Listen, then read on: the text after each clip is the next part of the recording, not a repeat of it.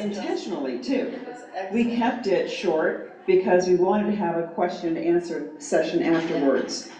Because you can only tell so much of Miami's history in an hour-long play. It was actually about 80 minutes, but there's only so much you can tell. And of course, as the writer, someone who's done all the research on all these people like Carl Fisher of Miami Beach and George Merrick of Coral Gables, there's so much more to their story that I want to tell. And so I was very grateful to have that. And some people even told me that the question and answer afterwards was the part that they liked the best, which of course I don't know how to translate that either, but they enjoyed it, I'm glad. Now this is Miami-Dade pioneers, or the pioneers of Miami-Dade. How many of you actually have ancestry from Miami?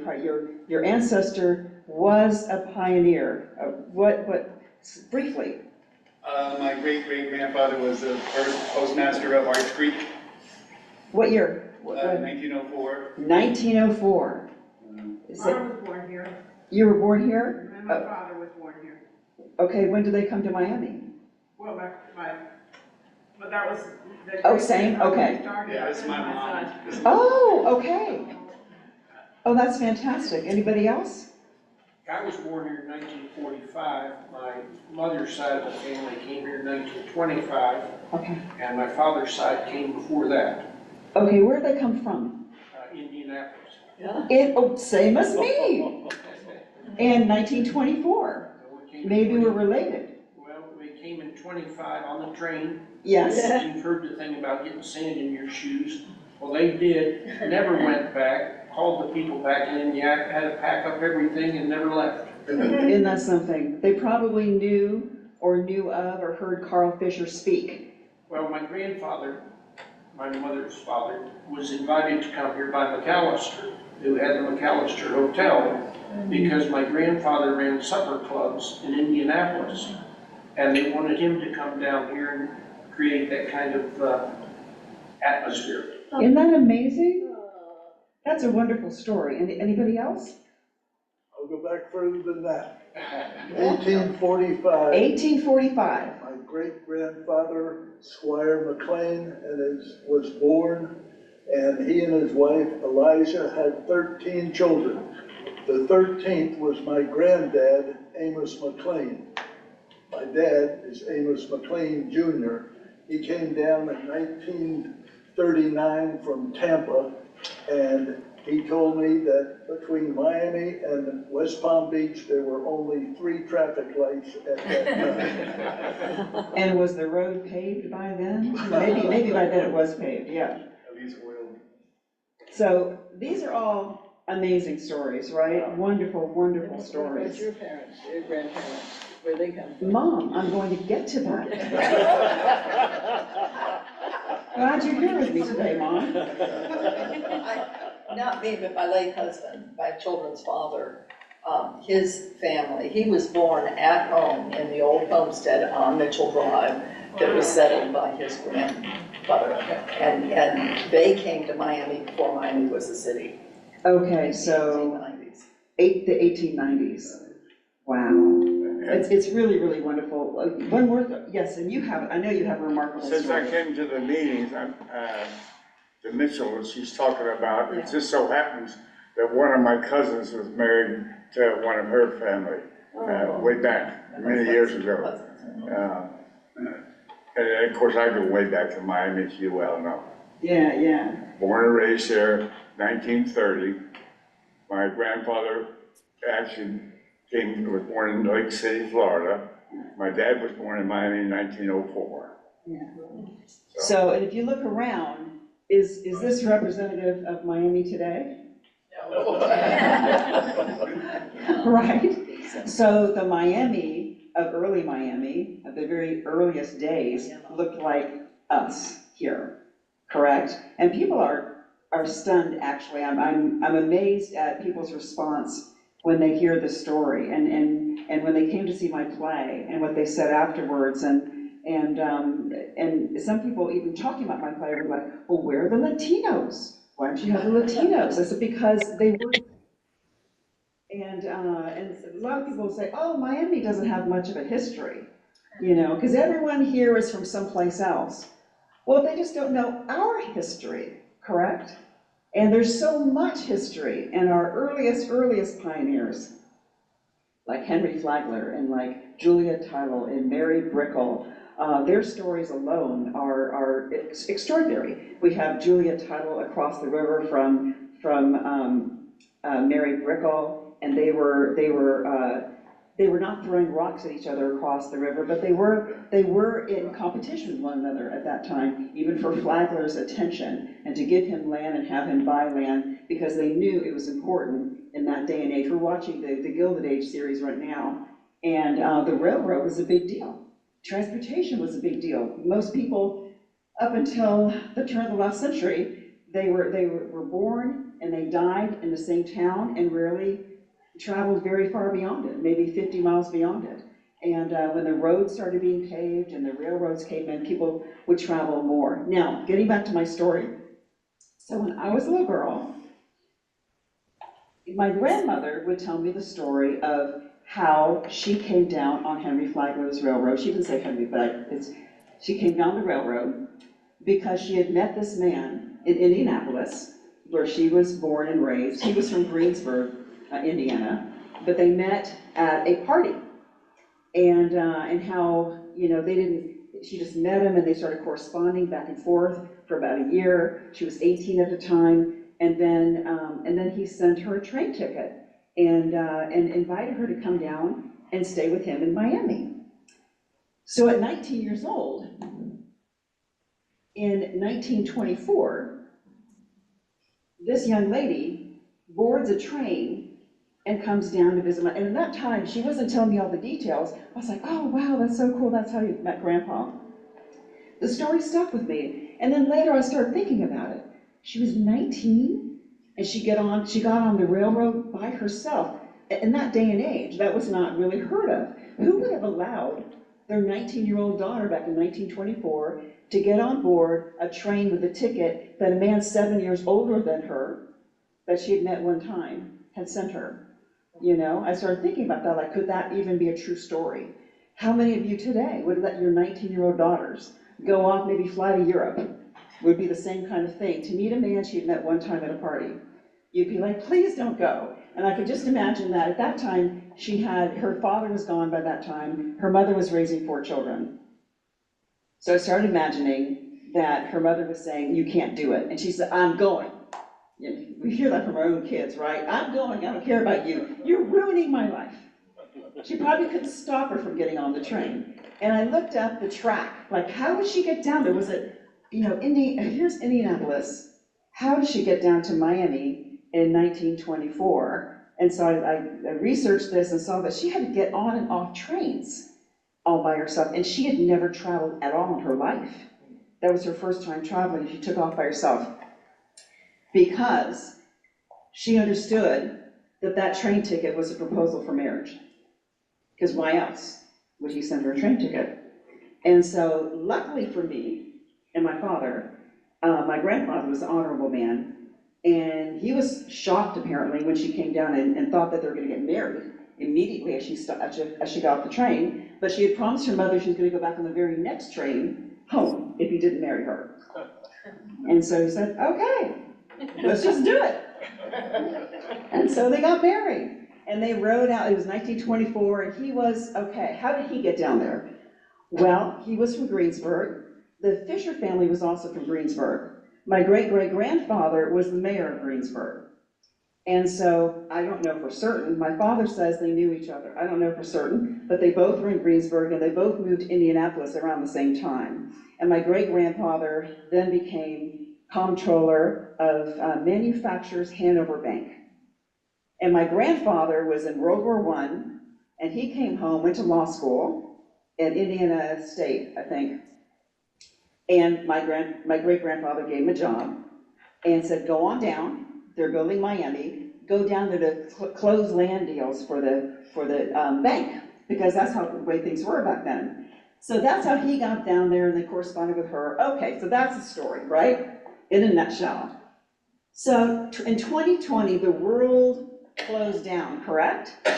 and nothing was happening. And for the first time in my life, I got to really think about what I wanted to do with my time. My husband was writing his own book at that time. It's called All In, How to Risk Everything for Everything That Matters. In fact, he's off to Europe tonight to do speaking engagements, talking to CEOs and presidents of companies about what to do when you get stuck in the midway point in life, all right? So he's writing that book. My grandmother's story. What can I do with it? So I started writing, not a book, but I wanted to bring history to life because my grandmother was very much alive to me. Okay, I didn't want to write, Lucy May Barnes came down, blah, blah, blah. I wanted to bring it to life. And I started researching the story. And then I started finding out about Carl Fisher and Jane Fisher and George Merrick and all these other people. And one thing funny, did I not bring it with me? You know what? Probably left it out in the car. But I found a photo of my grandparents in Coral Gables in 1925. And so I went on Facebook and I posted a picture of where they were and I said, can anyone tell me where this is? And I found out where that exact location was. And Alan and I went there and we recreated the photograph side by side. And I did a story on it for Miami community newspapers about, for the Women's History Month, the women who came before us, about my grandmother, and then my mother here, Dorothy Thompson, is the first female mayor, first and only female mayor in the city of Coral Gables 100 years. So we just celebrated the opening of her park this morning. Okay. We'll get to your story later. Okay, so I started writing a screenplay because I took some master classes in screenplay writing. But then we had the idea that the city of Coral Gables was celebrating its 100th anniversary in 2025. We said, why don't we take this story and put more of George Merrick into it, in the history of Coral Gables, and do something for the city? And so that's when we wrote Greetings from Paradise, and it was put on at Actors Playhouse on the actual day of the city's centennial, April 29th. You see something, Mom? I'm sure. My mother is directing me. So here's the poster. This will be out of order from what I had imagined, but my mother's here to direct me. I'm 64, it never ends. You're wondering, how old is she? Stand up, Mother. I'm not sure. No, don't look. Look at this beautiful woman. Stand up. I'm Dorothy.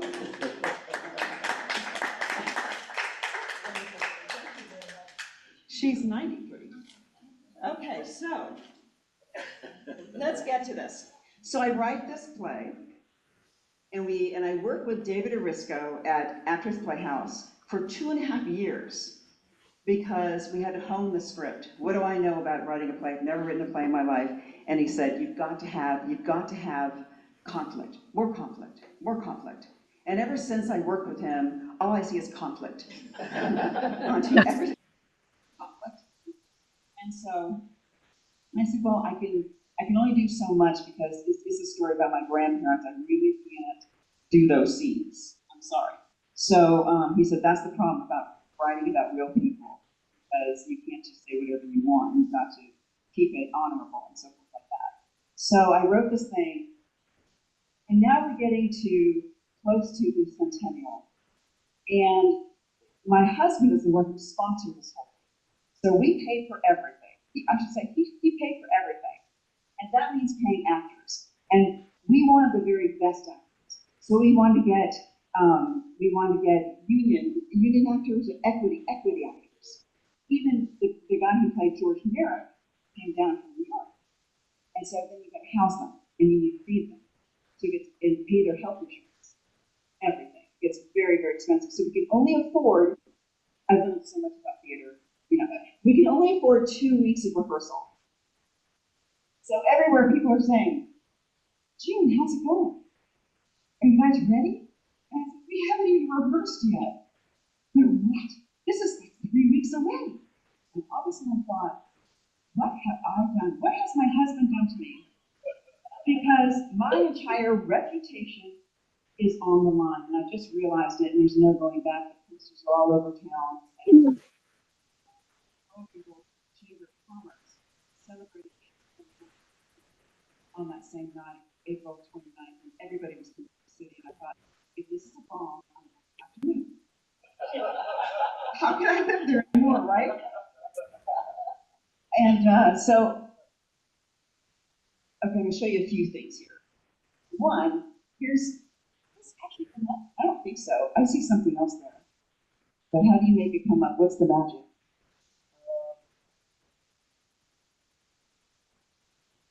Okay.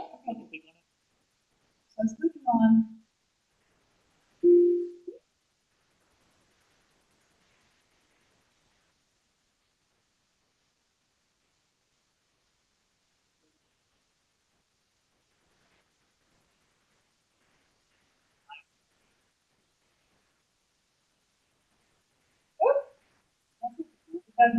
Well, here you see two actors, and they're rehearsing.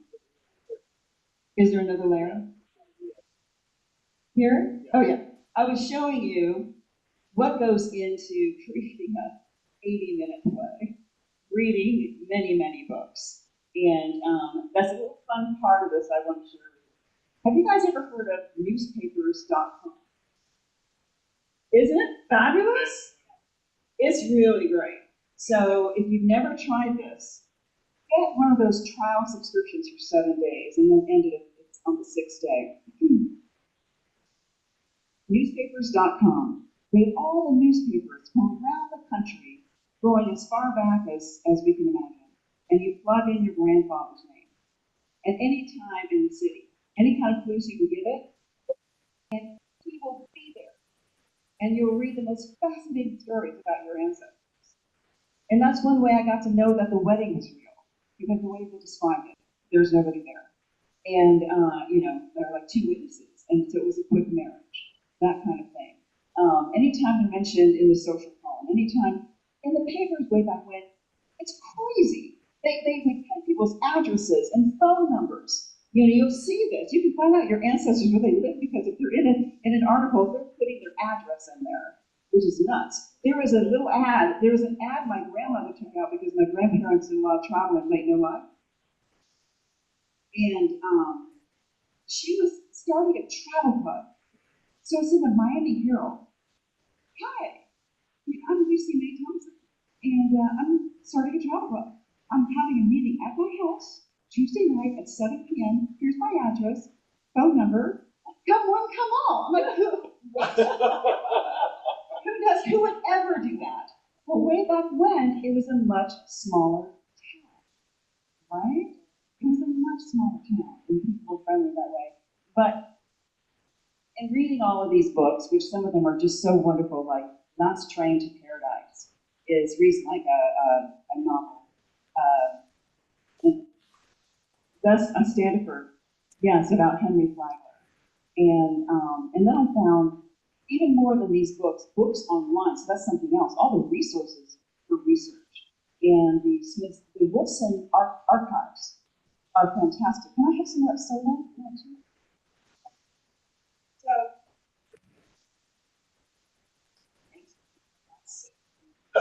Just for you, dear. I really appreciate that very last tiny sip. The Wilson Archives. Okay, for my show, which I'm going to show you more about in a second, we did multimedia. So we had a very small budget to build sets with. And what we did is we got this huge screen in the back of the stage. And I got all this footage and pictures. I'll show you something. So fun. Do you guys like research? How do I get that?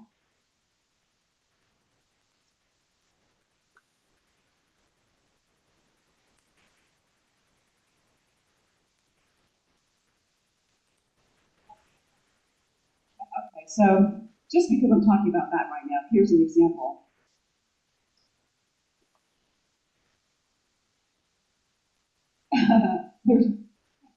I don't know how this is happening, but I'm putting on one photo and another one comes up. So, but that's okay. That's the guy who played Al Capone. Or maybe I shouldn't have told you that. Maybe I should have had you guess. Who's that?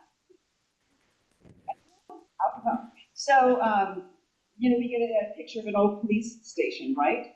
And that was this huge screen on the back of the stage, and it was incredible how well that worked. And we had a lot of moving video from back then. We had people diving off the high diving board, it's no longer there at the wall. So we were able to use those things to make up for the fact that we didn't have a budget for an amazing stage. The other one I was going to show you is this one. Hello. Today. She's playing. Mm-hmm.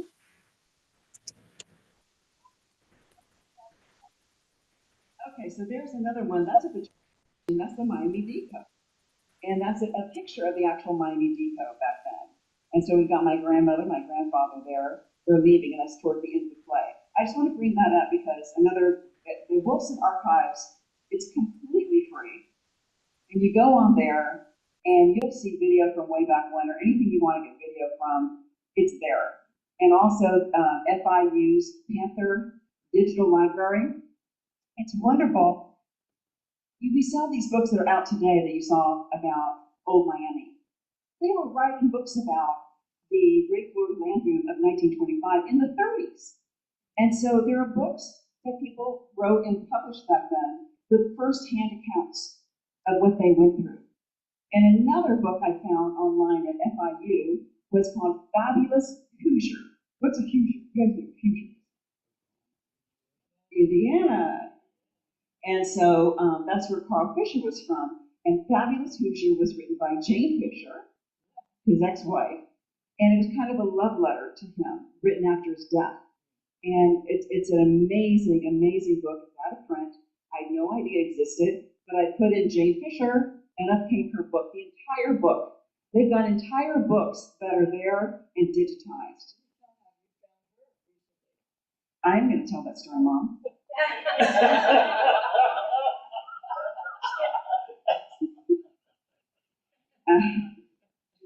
So I mentioned my mother was the mayor. Okay, so going through this process gave me great respect for actors and what they go through. It was so fun. Am I taking too much time? You're looking at your watch. Is that, I'm okay? So the casting process was just so fabulous. And of course I had ideas, especially for my grandfather and my grandmother, what they would look like.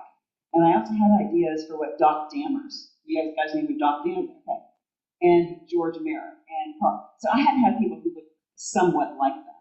And some of the actors didn't really look like them, but David Risco said, don't worry, they will look like them. And so they came in. Now we're 2 weeks out. They come in and they're stumbling all over their lines and I'm dying, 1,000 deaths inside. So that's what that is. So I showed you a picture. Let's see which one comes up. Oh, see, a different one comes up. Yeah, so here's a different shots of that. This is David Risco right here. He's the artistic director at Actors Playhouse, and he's, to me, brilliant.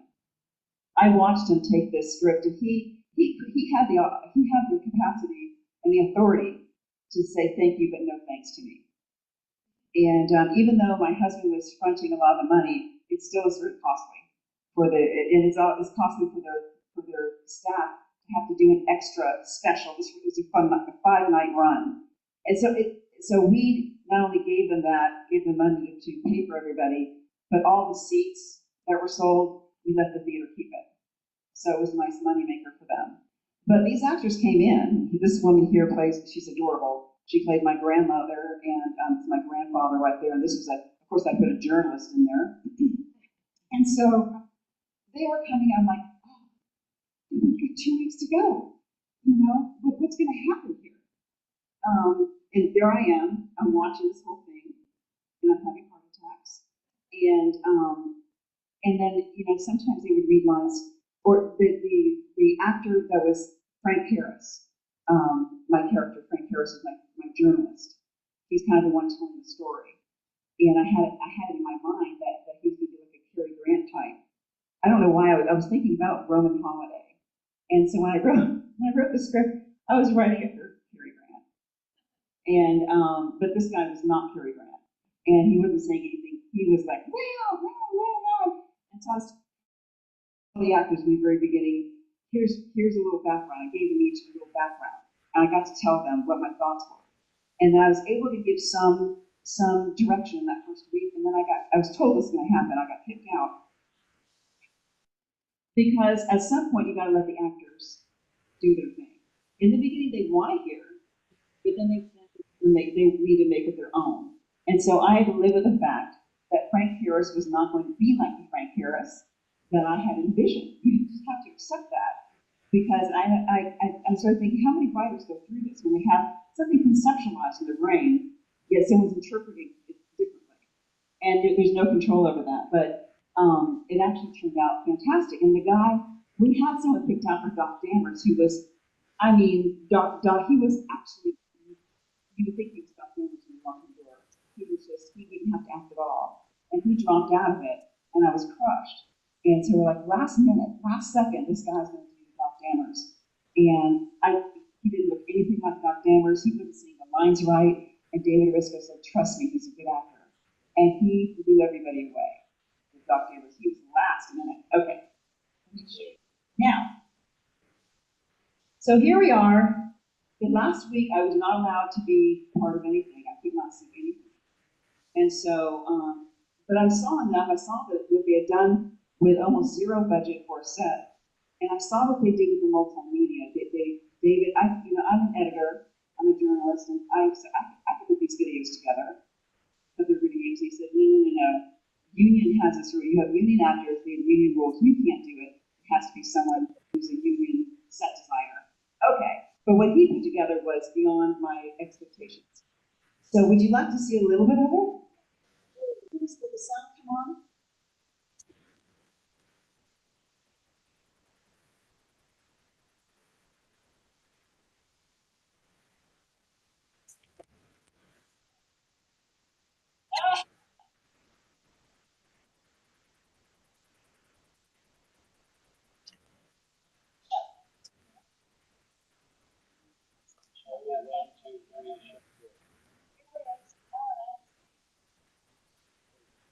I know those are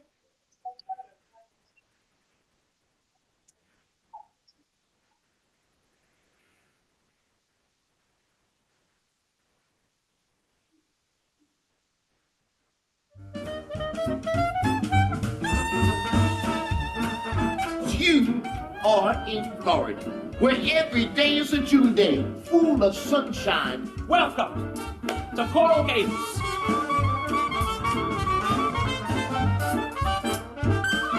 Don't. So would you like some Coral Gables punch?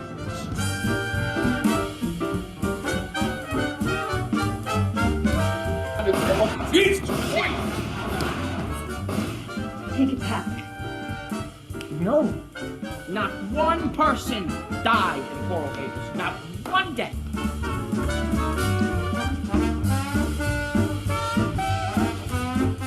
As sure as the blue waters glisten off Biscayne Bay and the palm trees sway in the breeze, people will always come down to Florida.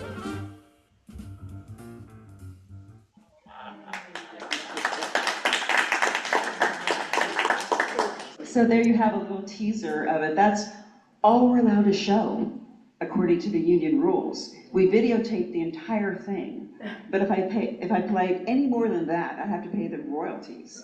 So, and we've tried it every which way, but that's just the way it goes. So it was a huge success, right? Almost every night was sold out.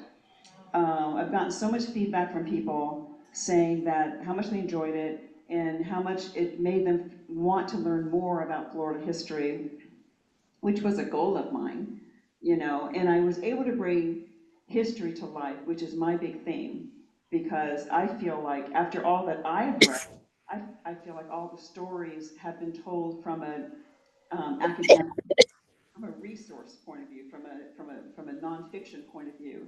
I wanted people to have them come alive on stage. And the reason for that is because when I heard my grandmother's story, she was very much alive at that time. And this got me to think about what was life like back then without air conditioning. And she wasn't coming down to Miami, she, as we know it today. She's gonna be coming down to a place that is backwoods, that nobody knows if it's going to work or not. And you hear what people have to say about the Great Florida Land Boom. Everyone thought there was gonna be no end to the amount of money being made. And then there was the crash, the bust, and then the hurricane of 1926. A young woman's gonna be speaking about that hurricane, it looks like, coming up soon. Fortunes were made and lost, and I'll tell you that George Merrick, Carl Fisher, and Addison Meisner are the three main developers and visionaries of South Florida. Addison Meisner up in Palm Beach, and then Carl Fisher, Miami Beach, and George Merrick, Coral Gables. All three of them came from no wealth.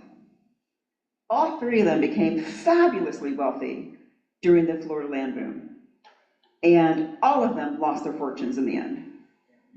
Addison Meisner is the only one, no, Addison Meisner, he kept his head. He became an architect afterwards. He worked as an architect building homes after that, after building Palm Beach. You know, you gotta think about that. If you built a city and then you're an architect among architects. And George Merrick lost everything after the storm and kept trying to come back. He and his wife went down to the Keys and tried to build something there. Her family had land down there, and then another hurricane blew through that, I think 1935, and he became a postmaster at the end, right, making a small salary. It was decent for the day, but compared to the how much money he once had. And then Carl Fisher as well. Carl Fisher pretty much finished Miami Beach by the time of the bust. But his problem was he had already started the Miami Beach of the North in Montauk, New York. And his idea was, and it's a great idea, that he was going to create this club, basically, of all these very, very wealthy people, wealthy and famous people. And what would happen is they would winter on Miami Beach, and then they would summer in Montauk. So he wanted to recreate it up there, and he was already way over leveraged when not only the bust of Florida happened, but of course the stock market crash and all of that. And so he went completely broke. He was already a heavy drinker. Already, he was a heavy drinker. Alcoholism took over his life, and he died penniless, really, just renting a small room on Miami Beach, you know. And there's this one sweet, sad story about, there was a group in Miami Beach, something about the 100 Club? I think it's called the 100 Club, where these people would come together and talk about the future of Miami Beach. And so one day, this old man wanders in, you know, with his cane, and he sits in the back of this room. He's just listening to this thing, and someone recognizes him and said, "Excuse me, everyone, this is Carl Fisher, the man who built Miami Beach." And they gave him a standing ovation. He started crying. He was 65, he died that year. He'd already been long forgotten by that time. George Merrick died thinking that he was forgotten, and Coral Gables, he'd be quite stunned to see his statue in front of City Hall. So no matter what happens in your life, you have no idea how the future is going to translate it for you. And don't forget Jane. You can't forget Jane. Okay, so Jane. When I was researching all these characters and reading Fabulous Hoosier, I was really enthralled by Jane Fisher's story.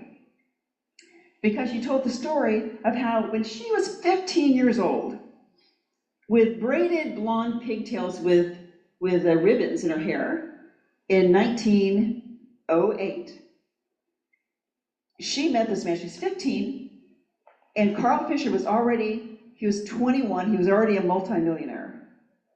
Or was he 35? Anyway, he was 35. He was a multimillionaire by age 31. And according to her, he saw her and said, "I'm gonna marry that girl." And he married her quite quickly. And I thought, well, that's kind of creepy, right? I tried to tell, remember at a party I said, "Isn't this creepy?" And other women are going, "No, it's pretty average for Miami." So then I looked at a census report from 1890. And it showed her a different age. And I said, wait a minute, she was 24. And then I saw a picture of her, I said, she's got dark hair. I mean, who's she talking about, right?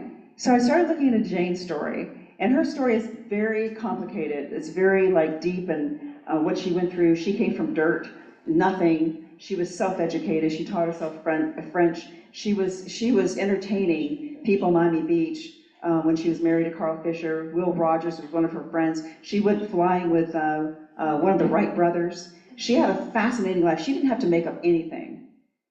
But she also has a very sad story. And so right now, currently, I'm writing a book about her. Tell her, where'd you find her? Look for her. Tell her where you found her. Okay, so my mother would like me to tell you the story. This is so sad. Okay, so on Miami Beach is a huge monument to Carl Fisher, right? They divorced. It's a very sad story, but anyway, huge monument. And I knew that she was buried at Woodlawn Cemetery.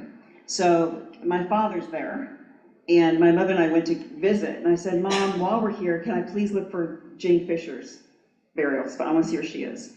So we had to get help. They have a whole map of, I didn't know, a whole map of where everybody is. Finally found her. And a little, plaque on the ground, just nothing. But I did notice that the birth date was wrong. She wasn't able to shave off that many years, but she did shave off 2 years of her life. I don't know how. They told me there that back then you did not have to file a birth certificate, and at 2 years old you registered with the hospital or the clinic nearby, and they lived, in the middle of nowhere, so that's likely where they got her birthday. So she won in that regard. She shaved off 2 years of her life. So anyway, yeah. What else would you like me to tell? I just want to know, it was just that little tiny slide. Yeah, it's just a little tiny thing. You wanted to get a stone for her. Mom, if I write a book about Jane Fisher and it gets published, I'm gonna buy her something very nice. I am. Any questions? So too bad I missed the play. I would have loved to have seen it. Can we watch it, digitally somehow and pay somebody? You have to come to my house. We're not allowed to take it out of our house. I actually don't like it because it was the final dress rehearsal and some of the music was off and this and that. And it doesn't have the same energy as being there. And so we showed it to all of our family members and I felt embarrassed by it. Because when you see it in person, and right. George Merrick is coming up and saying his words, and this actor from New York who played George Merrick was fabulous. Wasn't he fabulous? He was great. I mean, everyone's like, I feel like I've met George Merrick tonight. So I'd like to do that play again. I've given my play to the city, and for the records. If they ever wanted to repeat it, they could. If I'm around for the 150th, then I'll pay for it. Make up your mind to be. She just did to you.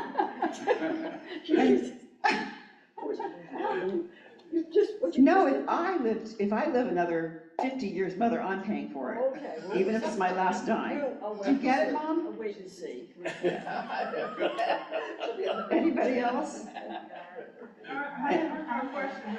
What is that? I have a comment, not a question. Okay. You talked about people coming to someone's house for a meeting and how unheard of that was, that people would just invite. Yes. That's how Natives of Dade started.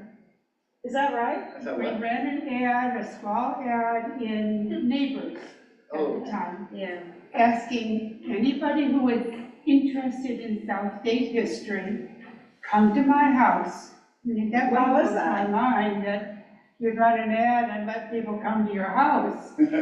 But that was the beginning of Natives of Dade. That's great. What year was that? What year was that? It was back in the 80s. And When my mother- the membership got up to almost 300 people eventually. That's fantastic. With the common interest of keeping South Florida history alive. That's great. I know you all have such wonderful stories, and you all should get together and find out some way to create a book or do something with the stories. Everybody has a story to tell. My grandparents' story is nothing special. As I've gone out and talked to people, I hear their stories, I'm like, oh my goodness. I write this play about my grandmother coming down on a train, and you've got this whole thing, but it was the personalities I wrapped around my grandparents that made the play great. So many wonderful stories, and it is so important to keep that history alive. When my mother ran for mayor, they at that time too, in the 1979, they put our home address on there. You know, when I looked up articles about you, there it was. Yeah. And you know what they called her? They called her a distaffers. Does anyone know what a distaffers is? This was the headline: Distaffer runs for office. Like, that sounds like some kind of an animal. What's a distaffer? That's a housewife. Oh my God. Can you imagine that headline even in 1979? Oh, that's Old English. That's Old English. Old English. That's some young reporter with a thesaurus on his desk. Cool! I'm gonna really impress the boss with this word. Anybody else? Robert, hi Robert. Robert Burr. Hi Robert, how are you? He just went away. Yeah, he did. Was it me? Yes, you scared him. I scared him. I scared him off. Sorry, I was trying to speak and I the button wouldn't work, so forgive the technology.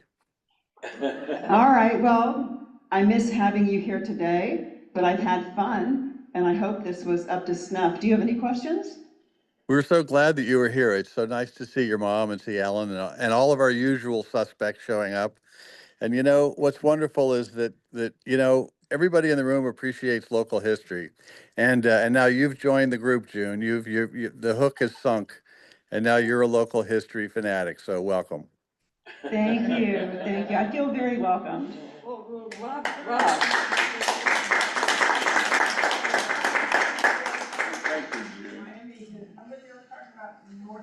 That's it, folks. Anything else? I want to say a quick congratulations to Dorothy on having your own park. Yes, Dorothy Park. On Toledo Street, right off of Bird Road, directly across from Granada Presbyterian Church. It's got a yellow brick road going through it. Yes. That's why she's wearing, okay. That's why she's got her ruby slippers and her Yes, I slippers have on her her slippers.